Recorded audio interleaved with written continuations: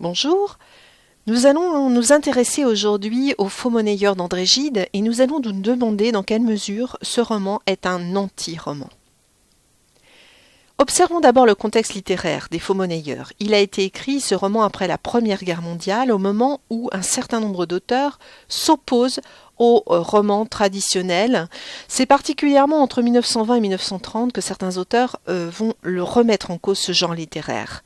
Ils refusent finalement le genre romanesque traditionnel, c'est-à-dire le roman réaliste, naturaliste, qui était encore en vogue à l'époque, parce qu'ils considéraient que ce type d'œuvre ne correspondait plus aux attentes de la société. Les surréalistes vont même aller plus loin, parce qu'ils vont voir dans le roman un genre mineur, secondaire. Ils vont le réduire à finalement une caricature. Alors quel sera le positionnement d'André Gide par rapport au réalisme ? Il utilise le réalisme. C'est d'abord pour lui un élément de base pour son roman. On ne peut pas dire par conséquent qu'il tourne le dos totalement au réalisme. En effet, dans son roman, il décrit un certain nombre de milieux sociaux de son temps. Le roman se passe dans la grande bourgeoisie provinciale. Il décrit le monde de la justice, de la médecine, le milieu lycéen du centre de Paris. La vie quotidienne à cette époque, au XXe siècle, est aussi décrite par le biais des restaurants et des cafés, par le biais des milieux intellectuels et littéraires. Donc André Gide utilise le réel. Il utilise aussi des lieux qu'on peut facilement identifier. Ce sont des lieux qu'il connaît parce qu'il y a habité ou parce qu'il les fréquente. Essentiellement Paris, mais aussi un certain nombre d'autres lieux. Ce sont des lieux qu'il décrit rapidement par petites touches, mais qu'on arrive à reconnaître dans son roman, comme le feraient par exemple certains auteurs réalistes comme Balzac, Stendhal ou Flaubert. Il utilise aussi des événements précis pour écrire son roman. Par exemple, le naufrage du Bourgogne, l'utilisation de l'affaire des fausses pièces, le suicide d'un collégien à Clermont-Ferrand, des épisodes des faits divers qu'il a lus dans des journaux. Il utilise des anecdotes personnelles et il fait référence à des personnes ayant vraiment existé, telles qu'Alfred Jarry. Le réel est utilisé par Gide.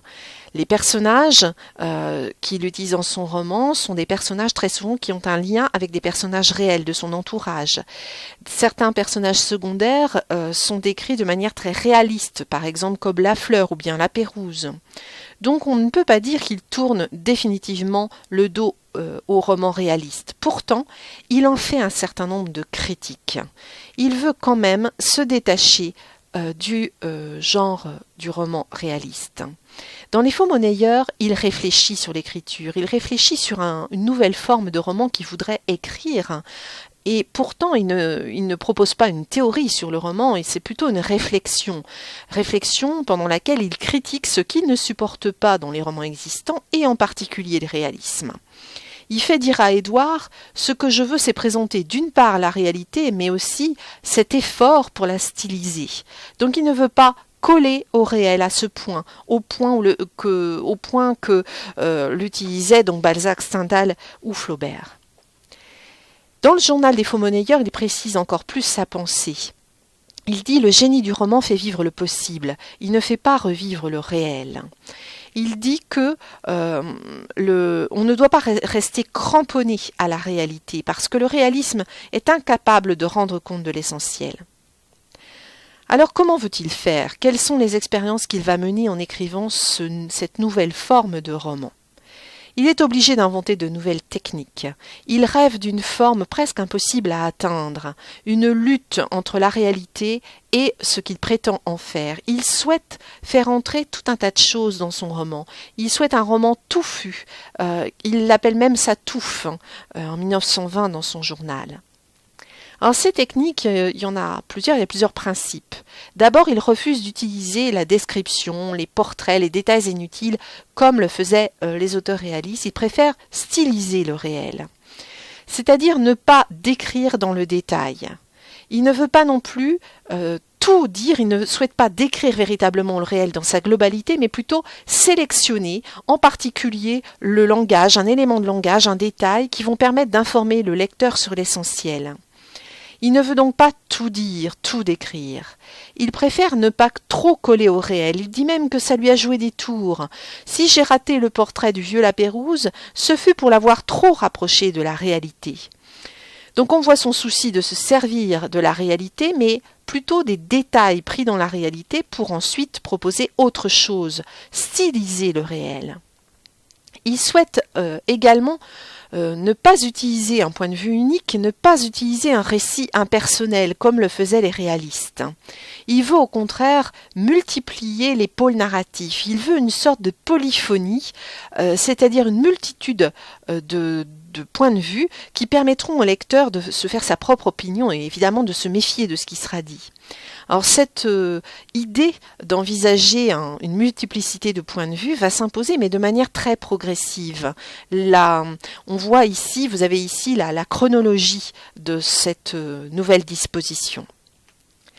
Il souhaite briser la linéarité de l'intrigue et son unicité. Les réalistes suivaient la plupart du temps une intrigue assez linéaire et une intrigue centrale, unique. Eh bien lui, il veut au contraire des intrigues et des relations qui soient multiples et complexes. Alors cette complexité, d'abord on la retrouve dans la construction du roman. On parle de roman fugue, de roman choral, il y a bien d'autres qualificatifs utilisables. En tout cas, on est tous d'accord pour dire que la construction du roman est extrêmement complexe. Les relations entre les personnages sont elles aussi complexes. Il y a évidemment l'adultère qui est évoqué, mais aussi l'homosexualité, l'amour platonique, l'amour charnel. Toutes les variantes de l'amour sont évoquées, en tout cas les principales. Et puis dans le récit, il y a un certain nombre d'intrigues, très multiples évidemment. On peut parler de 3 enquêtes, mais aussi l'imbrication de l'intervention d'Édouard, de sa tentative pour mener à bien son roman, son journal en plus qui brouille les pistes, et puis l'histoire de Bernard qui ouvre et qui clôt le roman. Toutes ces intrigues s'imbriquent et s'entremêlent, et en plus dans une temporalité qui est parfois très floue, très imprécise. Il ne veut pas non plus d'un roman monomorphe.